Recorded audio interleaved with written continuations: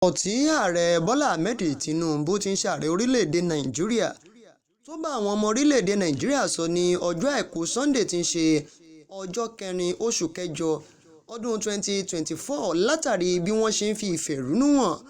lórí bí ebi ń ṣe ń pa àwọn aráàlú tí wọ́n sì ń béèrè fún fífòpin sí ìṣèjọba tí ò náání àwọn aráàlú. Òun náà ló mà ti mú táwọn ènìyàn ti ń bẹ̀rẹ̀ sí ní bẹnu àtẹ́ lù àwọn ọ̀tọ̀kùlú kódà àwọn àgbààgbà nílẹ̀ Yorùbá. Ẹni tó ti fìgbà kan jẹ́ igbákejì ààrẹ rí lórílẹ̀‐èdè wa Nàìjíríà ìyún Alhaji Atiku Abubakar,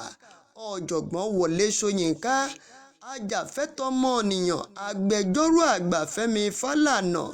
àti àwọn ọ̀tọ̀kùlú kan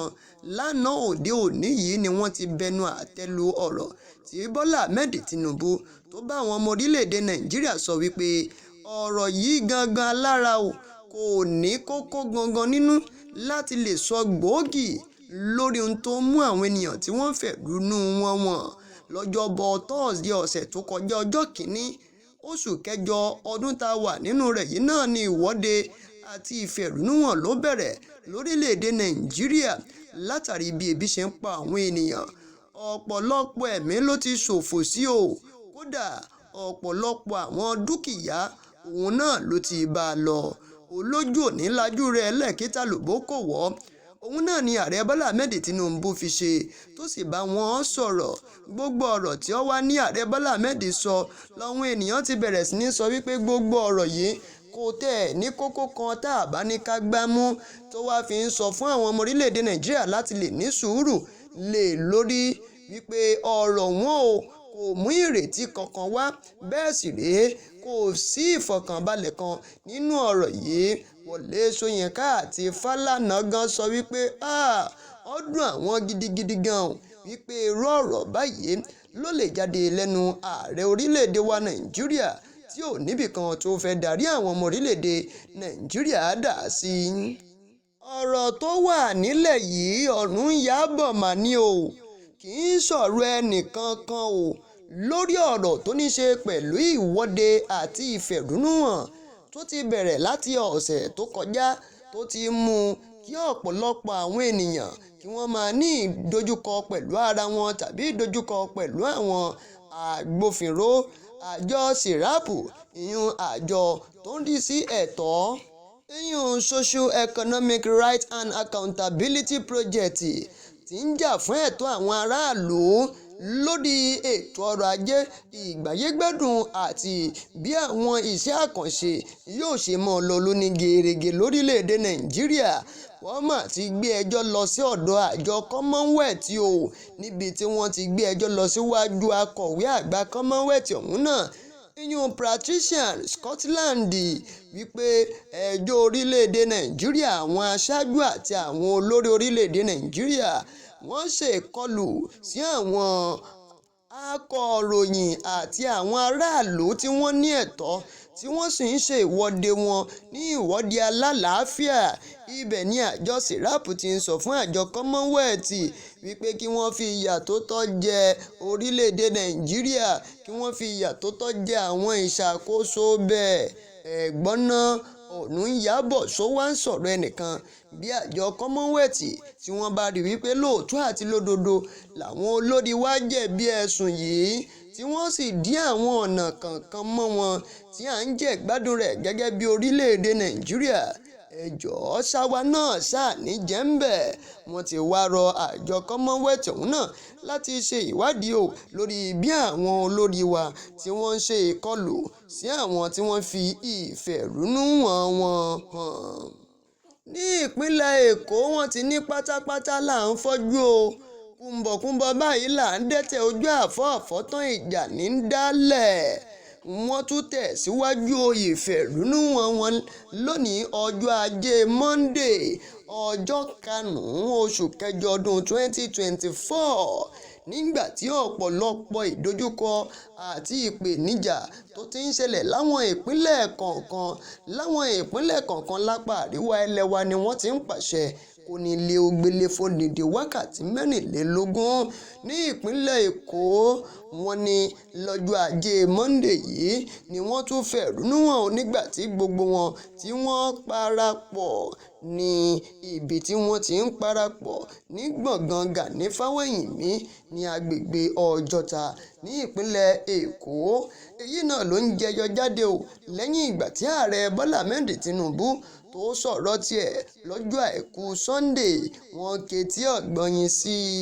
ní ọjọ́ àìkú Sunday náà ní Hasan Taiwo, Ayọ̀yínká Òní, Adégbóyèga Adéníjì náà ni wọ́n ti jọ tọwọ́ bọ̀ ìwé kan níbi tí wọ́n ti ń fi ránṣẹ́ pé àwọn gẹ́gẹ́ bí àwọn ìgbìmọ̀ tí ń ṣàkójọpọ̀ àwọn ènìyàn tí ń fi ìfẹ̀hónú wọn hàn ní ìpínlẹ̀ Èkó, àwọn ò ní gbà nítorí ọ̀rọ̀ tí ààrẹ Bọ́lá Ahmed Tinubu sọ. Kò jẹ́ kó jẹ́ pé irú ọ̀rọ̀ bẹ́ẹ̀ náà ló máa jẹyọ jáde. Ó dùn àwọn gidigidi gan. Àwọn wá tún fún ààrẹ orílẹ̀-èdè Nàìjíríà ní gbèǹdéke ọjọ́ 3 gbáko nítorí àwọn yóò tún padà láti máa ṣe ìwọ́de wọn bá ò bá gbàgbé wípé ààrẹ Bọ́lá Ahmed Tinubu ló ti sọ nínú ọ̀rọ̀ rẹ̀ wípé ayé mà wà fún ìsọ̀rọ̀wérọ̀ ní tùbínùbí ìyún dáyálọ́ọ̀gì. Ìyún làwọn wá sọ wípé ṣé dáyálọ́ọ̀gì lọ́rọ̀ wá kàn àbí kẹ́ wá ohun tí ìyanjú máa fi wà lórí rẹ̀. Àwọn aráàlú ń pariwo ẹ bá wa dá owó ìnáwó orí epo, ẹ bá wa dá a padà. Ṣùgbọ́n ààrẹ Bọ́lá Ahmed Tinubu sọ wípé ọkọ̀ tó bá ti réfò kì í tún padà wá mọ́ bí kò ṣe ká mọ̀ juwọ́ sí. Èyí gangan ló mú wọn tí wọ́n tún padà sínú ìwọ́de wọn èyí tí wọ́n ṣe ní ìpínlẹ̀ Èkó. Àwọn sọ wípé àwọn ò jáwọ́ níbẹ̀ ṣùgbọ́n ẹ má gbàgbé nílẹ̀ Yorùbá ìpínlẹ̀ Èkó nìkan ṣo náà sì ni wọ́n sì ń tẹ̀síwájú ìwọ́de tó sì le gbọ̀ngbọ̀n. Àmọ́ kò tí ì ṣàkọọ́lẹ̀ burúkú, lágbára ṣèdùmàrè kò ní ṣàkọọ́lẹ̀ burúkú nínú ìwọ́de eléyìí. Ọ̀rọ̀ tó wà nílẹ̀ yìí